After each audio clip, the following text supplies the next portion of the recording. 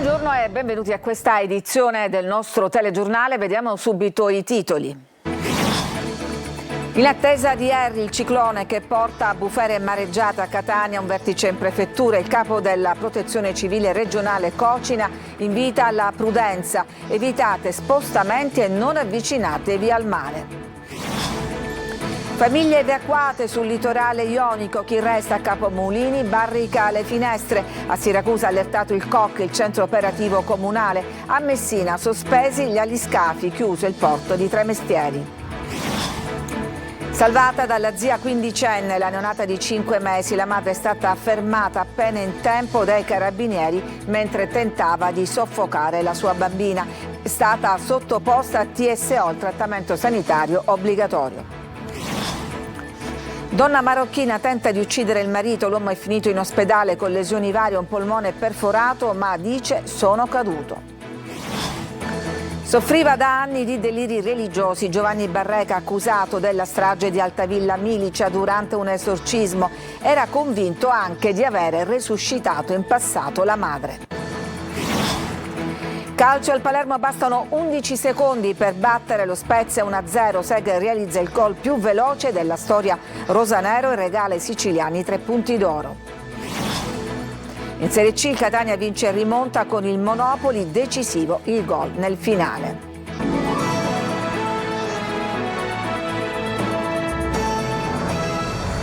E dunque sono ore di attesa in tutta la Sicilia orientale che nelle prossime ore sarà investita dal ciclone Harry. Tra scuole chiuse e preparativi a Catania c'è stato un vertice in prefettura, il capo della Protezione Civile regionale Cocina invita alla prudenza, evitare spostamenti e soprattutto non avvicinarsi al mare, consigli purtroppo disattesi. Tonino De Mano. Un vertice in prefettura alla presenza dei sindaci e del capo della Protezione Civile regionale Cocina, le paratie a protezione dei negozi nella centralissima via Etnea, i vigili del fuoco che rimuovono rami pericolanti e il mare in tempesta. Sono le immagini simbolo di una Catania nella morsa del ciclone Harry. Come annunciato dagli esperti meteo, è il mare l'osservato speciale con onde altissime che si infrangono sulla scogliera, tinteggiando di bianco il lungomare che nelle prossime ore potrebbe anche essere interdetto al traffico veicolare per evitare questo tipo di situazioni. Non pensi che sia pericoloso? È pericoloso ma è bellissimo, quindi venire qua proprio aiuta a connetterti con l'anima e con questa forza di questo luogo. Lei è pescatore, il mare lo conosce. Che tipo di mare è questo? Pericolosissimo, pericolosissimo. A sottolineare il pericolo è proprio Cocina. Gran parte degli incidenti succedono per disattenzione, per svista, per imprudenza. Di evitare spostamenti e soprattutto non avvicinarsi al mare. Abbiamo gli esempi proprio anche di ragazzi che per fare fotografie, per vedere lo spettacolo del mare, che sicuramente è un bellissimo spettacolo, però si è avvicinata troppo e è stata risucchiata, trascinata poi dalle onde del mare, quindi questo non deve succedere. Il clou del maltempo è previsto per domani, ma sin da subito bisogna fare molta attenzione. Il rischio che ci preoccupa di più in questo momento sono le mareggiate, le case esposte a mare, e abbiamo tante situazioni nella Cese, nel Riposto, ma anche nel Messinese. Spostarsi solo se necessario. Spostarsi solo necessario e comunque guardare il tempo. La prudenza non è mai troppa. Foto, video e selfie possono aspettare, magari in altri luoghi ed in altre circostanze. E sono ore di attesa e di paura, in particolare lungo la costa, evacuate alcune famiglie nei borghi marinari, come avete sentito dal direttore Cocina, mentre pattuglie volontari passano casa per casa. Per noi c'è stata Eva Spampinato. Arriva Harry, si evacuano le case. Signora, come va? Siamo in attesa, da malo tempo. Stanno sgombrando? Sì, stamattina sono venuti i vigili, mi hanno già splattato, ci dovete andare fuori. Ecco come si stanno vivendo le ore che precedono quella che secondo gli esperti potrebbe essere la peggiore burrasca degli ultimi anni. Cos'è che la preoccupa di più? Abbiamo, diciamo, guardoni. Nei paesi che si affacciano sul mare l'allerta è ancora più elevata. Le onde si caricano di energia e diventano sempre più alte. Lo vedete, lo sentite anche. Il sindaco di Acireale ha ordinato ai residenti delle case a ridosso delle coste di andare via, da Capomulini a Santa Maria la Scala, Santa Tecla, Stazzo, Pozzillo. Siamo a Capomulini dopo il lungomare Martinez è stato bloccato, lo vedete, c'è la polizia municipale, ci sono i volontari dei carabinieri e della protezione civile civile il lungomare è stato bloccato all'accesso, le vie Garitta e Rapallo invece sono state sgomberate. Io è una vita che sono qua, il mare agitato l'ho sempre visto, comunque stiamo andando via.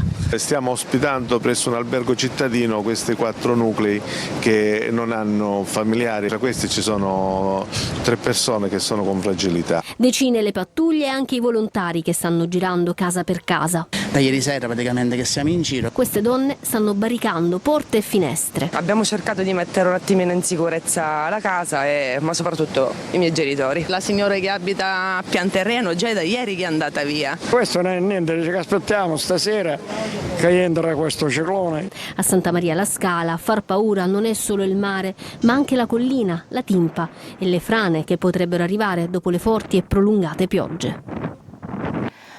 E anche Siracusa si attrezza a fronteggiare il maltempo. Con Francesco Aloi andiamo a vedere il centro operativo comunale. Il ciclone Harry è arrivato in Sicilia. Anche nel siracusano ci sono gli osservati speciali. Stiamo monitorando le zone critiche della città, sia all'interno proprio della città in sé per stesso, sia nelle zone limitrofe come le zone balneari e altre. Nella sede della Protezione Civile è riunito il centro operativo comunale. Tutte le forze sono in campo, pronte ad intervenire. La raccomandazione principale è evitare gli spostamenti, messaggio che sembra essere stato recepito. Pochi infatti siracusani in giro, come ci confermano anche in questo bar. Non c'è praticamente nessuno. Le scuole sono chiuse, molti uffici vedo che comunque non hanno aperto, uffici comunali, e perciò il lavoro è molto a rilento. Se le previsioni meteo non fanno ben sperare, insieme al forte vento nell'aria c'è un pizzico di ottimismo. Magari non sarà questo il caso, ma spesso e volentieri quando vengono fuori questi allerta meteo poi alla fine si risolve in nulla di fatto. Ma c'è anche chi ha paura. Già abbiamo messo un po' in sicurezza un po' tutto, la casa, i balconi. C'è una paura, è logico. Speriamo che non succeda niente del danno. Gli occhi comunque restano puntati sul cellulare, in attesa di buone notizie, almeno si spera, per una situazione meteo destinata a peggiorare. Evitare spostamenti inutili, di lasciare nei balconi qualsiasi oggetto, qualsiasi materiale che possa volare, di non sostare a ridosso delle banchine o del mare. Anche a Messina, scuole chiuse, i disagi legati al trasporto sullo stretto con gli aliscafi fermi e il porto di Tremestieri che è stato chiuso. Francesco Triolo. Messina si prepara ad affrontare l'emergenza maltempo. Già da ieri attivati tutti i mezzi della protezione civile per mettere in sicurezza il litorale ionico della città. Allerta anche in tutti i paesi della riviera. In mattinata nella zona ionica le onde alte ancora non avevano invaso la carreggiata dei lungomari e la situazione al momento sembra sotto controllo, almeno nella parte messinese. A Furcisiculo chiuso il lungomare e istituito il doppio senso di circolazione sulla strada statale. Un peggioramento è previsto per le prossime ore. Questa la situazione poco prima di mezzogiorno, per esempio a Giardini Naxos, dove si continuano a mettere in sicurezza le barche che si trovavano in spiaggia. A Messina il vento è in aumento, ma non si registrano danni al momento. Oltre alle scuole, ville, comunali e cimiteri sono stati chiusi con un'ordinanza anche gli impianti sportivi comunali e le isole ecologiche cittadine. Disagi per il trasporto sullo stretto legato ai pendolari. Sono fermi infatti gli aliscafi che collegano la città con Reggio Calabria per le onde molto alte, anche 4 metri, che non garantiscono le condizioni di sicurezza. Così aliscafi fermi al Porto Vecchio, mentre è stata decisa la chiusura dalle 13 del porto di Tremestieri, quello più esposto ad est, sino a quando le condizioni meteo marine non consentiranno una traversata in sicurezza. Già questa mattina il traffico gommato è stato minimo anche dei mezzi pesanti. Con le isole Eolie invece c'è in servizio solo la nave Nerea di Caronte Tourist, mentre sono fermi gli aliscafi. E tra i più esposti al maltempo ci sono i senza fissa dimora. Per loro a Catania c'è un piano dell'assessorato ai servizi sociali per garantire un letto e un pasto caldo. Adelaide Barbagallo. Nessuno resti solo, il maltempo impone di pensare a chi vive in strada. L'assessorato comunale ai servizi sociali di Catania si è già attivato assieme alle diverse realtà che operano in città per proteggere chi è più fragile, assicurando un letto caldo e un pasto sicuro. Diversi luoghi dove trovare riparo. Nella struttura di via Eredia ci sono 50 posti letto a disposizione di chi ne ha bisogno, 30 sono in via Stazione e poi c'è il padiglione C2 delle Ciminiere. Caritas, Sant'Egidio, Croce Rossa, tutte le associazioni volontari sono mobilitati per raggiungere e sensibilizzare i senza fissa dimora. Stiamo sensibilizzando ovviamente i senza tetto a venire presso i nostri locali. Ovviamente sono le unità di strada, l'associazione Mosaico, ma anche il camper solidale che, come avete visto negli ultimi giorni, abbiamo messo a disposizione. Quindi ovviamente tutti gli operatori che lavorano con il Comune di Catania sono su strada al momento per cercare di convincere tutte quante le persone per poter essere ricoverate al sicuro. L'assessore ha messo a disposizione anche il suo numero di cellulare in modo da poter ricevere eventuali segnalazioni. Per quanto riguarda l'unità di strada ci dice che più o meno una ventina di persone saranno disponibili a venire, già qualcuno si sta recando. Chiudiamo questa parte dedicata al ciclone Harry, siamo adesso alla cronaca con una tragedia sfiorata a Catania. Una donna infatti ha tentato di soffocare la figlioletta di 5 mesi, la piccola salvata dalla zia quindicenne. Luca Ciliberti. Cosa sia passato nella mente della giovane mamma che ha tentato di uccidere la figlioletta di 5 mesi ieri a Catania non è dato saperlo. Ciò che si sa invece è che la prontezza della sorella quindicenne della donna è stata determinante per salvare la piccola nipotina e la mamma. Infatti, domenica pomeriggio, la donna di 20 anni originaria del Bangladesh con la sua bambina vive all'ultimo piano di una palazzina di via Playa nella zona del porto di Catania. Al piano basso abitano i genitori con la ragazzina di 15 anni che riceve improvvisamente un SMS dalla sorella. Vivrò, morirò premendo il cuscino, morirò anch'io. State bene ragazzi. Così recitava il messaggio. La quindicenne capisce tutto, capisce che qualcosa non va, corre sopra per capire che succede e trova la donna chiusa a chiave nella stanza con la nipotina. Bussa, prova a entrare, ma nulla da fare. Spaventata chiama il 112, in pochi minuti i carabinieri entrano in casa, forzano la porta della stanza e trovano la mamma che tenta di soffocare la bimba con un cuscino. Sono stati gli stessi militari dell'Arma nell'immediato a rianimare la piccolina con un massaggio cardiaco. Poi la corsa al vicino ospedale San Marco di Librino, dove la bimba è stata ricoverata nel reparto pediatria per accertamenti, ma non è in pericolo di vita. La madre invece è stata sottoposta a trattamento sanitario obbligatorio, una misura prevista nei casi in cui sia necessario un intervento urgente di cura e tutela, ed è stata ricoverata nel reparto di psichiatria per l'avvio delle cure e degli accertamenti specialistici. Sul caso è stata aperta un'inchiesta della Procura di Catania coordinata dalla PM Tiziana Laudeni. Gli investigatori dovranno chiarire i contorni di questa vicenda, a cominciare proprio dall'assenza del padre che da giorni si era allontanato volontariamente da casa. Andiamo a Modica, dove una donna di origini marocchine ha mandato il marito all'ospedale per percosse e lui l'ha provata a colpire fino all'ultimo. Sono caduto, ha detto. Veronica Barbarino. Aveva raccontato di essere caduto dalle scale, ma i sanitari non hanno creduto a questa versione, così hanno allertato le forze dell'ordine. Ha infatti 2 costole fratturate, gravi ferite al volto, alla testa e un polmone perforato. Il 51enne è ricoverato d'urgenza al pronto soccorso di Modica qualche giorno fa. La polizia, intervenuta subito dopo il ricovero, si è recata nell'abitazione dei coniugi a Modica, trovando l'appartamento in totale degrado. La moglie, all'interno una donna marocchina di 41 anni, ha cercato di sottrarsi ai controlli, rifugiandosi in una stanza, ma dopo una lunga mediazione è stata fermata. Accusata di tentato omicidio, maltrattamenti in famiglia ai danni del coniuge e sequestro di persona aggravato, si trova ora in arresto nella sezione femminile del carcere di Piazza Lanza a Catania.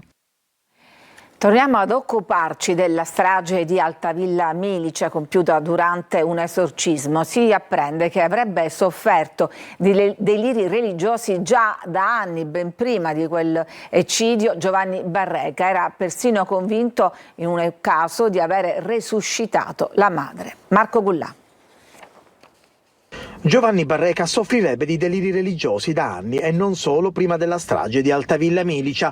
Un racconto messo nero su bianco nella perizia di parte lo testimonierebbe e sarebbe stato raccontato da Barreca stesso per dimostrare che lui è un eletto di Dio.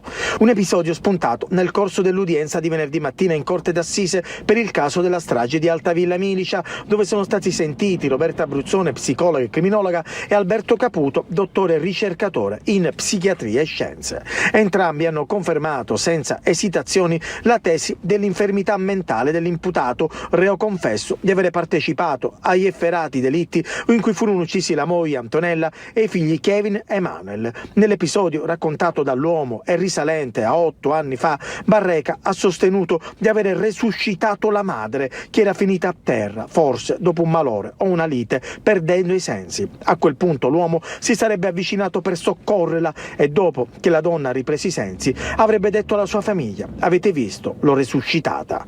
Di diverso avviso i consulenti della parte civile, i quali sostengono la piena capacità di intendere e di volere di Barreca, pur in presenza di un disturbo della personalità.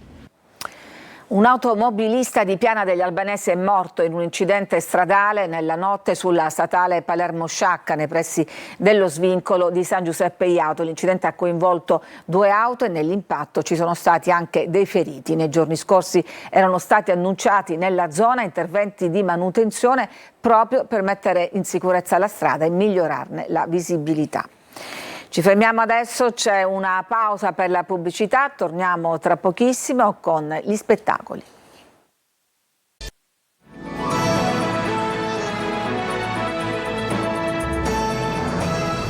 E siamo agli spettacoli con la favola Parisea di Marco Manera al Teatro Donna Fugata di Ragusa Ibla, il racconto di una Sicilia antica ma contemporanea e il sogno come gesto rivoluzionario. Veronica Barbarino. Che si mangia oggi? Pane e sogni? Vattene a lavorare, Peppuccio, oppure fate la valigia e vattene in America. È una Sicilia lontana, segnata da povertà, violenza ed immigrazione, quella raccontata in Parisea. Sul palco del Teatro Donna Fugata di Ragusa Ibla, Marco Manera abbandona i toni della comicità e con delicatezza porta in scena una favola in cui infanzia, radice e fatica di vivere spesso spingono a partire. Ma c'è chi resta e sogna un luogo da cui non dover fuggire. All'inizio del Novecento c'era un paese siciliano dove non c'era lavoro, dove non c'era l'acqua, dove non c'era la sanità. All'inizio del Novecento questo, capito? Perché ora invece si è risolto tutto, capito? E quindi io racconto questo e racconto l'idea che c'è un ragazzino in questo paese che vorrebbe avere una visione diversa, vorrebbe costruire una nuova città dove tutti questi problemi non ci sono più. Un luogo senza sopraffazione, senza paura, senza addii, una città in cui vivere sarebbe stato bellissimo. Io volevo dire che questo paese fa schifo!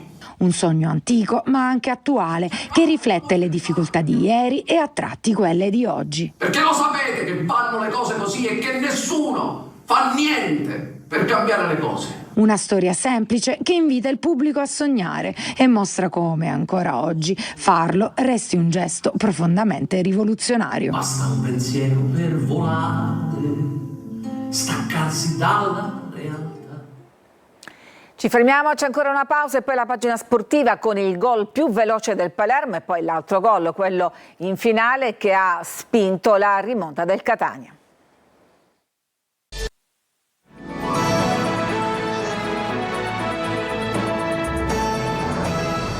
Siamo al calcio, al Palermo bastano 11 secondi per battere lo Spezia 1-0. Sentiamo Marco Gullan. Il Palermo batte lo Spezia 1-0 e lo fa con questo gol di Segre realizzato dopo 11 secondi. È il gol più veloce della storia rosanero, un gol magistralmente confezionato grazie all'assist di Poyampalo e alla stoccata del centrocampista. Il Palermo vince, soffre nel finale ma questa volta non si fa raggiungere, porta a casa 3 punti d'oro che lo avvicinano al Monza terzo e anche alla zona promozione diretta. Dopo il gol lampo di Segre lo Spezia va ad un passo dal pareggio, Vero li salva su una conclusione insidiosa e di serio. Il Palermo ha pieno controllo del match, Palumbo sfiora il raddoppio ma viene anticipato di un soffio dall'ex Mateu. La gara è vibrante, il Palermo gioca meglio ma lo Spezia fa paura quando avanza. Ad avvio ripresa Inzaghi dalla tribuna ordina 2 cambi, fuori Veroli e Giasi, dentro Ceccaroni e Leduaron. Il copione della gara non cambia, i padroni di casa provano a comandare il gioco, gli ospiti tendono ad agire in ripartenza. Annullato giustamente un gol allo Spezia, poi Leduaron battezza la traversa con questo colpo di testa. Sugli sviluppi dell'angolo successivo Paolo, sempre di testa, Di Bani. Minuti finali, lo Spezia attacca alla ricerca del pareggio, ci prova Artistico, ma questa volta il palo salva il Palermo. È il quinto successo di fila ottenuto al Barbera. È chiaro che insomma, il secondo tempo con quel palo e quella traversa potevamo chiuderla e poi purtroppo lasciandola aperta siamo andati un po' in sofferenza negli ultimi minuti, ricordando anche la partita precedente, però sono molto contento, insomma diamo continuità ai nostri risultati, non abbiamo preso gol per la quinta volta in casa, complimenti ai ragazzi e questa è la strada giusta. E il Catania vince in rimonta trionfando nel finale. Sentiamo Marco Carli. Come con la Cavese, da mai a quasi sempre. Il Catania vince ancora nel finale, in questo caso lo fa rimontando, prima volta nella stagione. Considerazioni identiche a una settimana fa. L'organico a disposizione di Toscano è forte, fortissimo per la Serie C, anche se col Monopoli c'erano defezioni importanti. Considerazioni diverse. Il successo questa volta è arrivato in trasferta, dopo una partita molto complicata, soprattutto nel primo tempo. Il che vale anche come segnale. Queste partite non sempre si pareggiano, raramente si vincono, e invece il Catania porta a casa i 3 punti. Con questo spirito, con questo coinvolgimento totale da parte di tutto l'organico riesce a vincere queste partite difficili.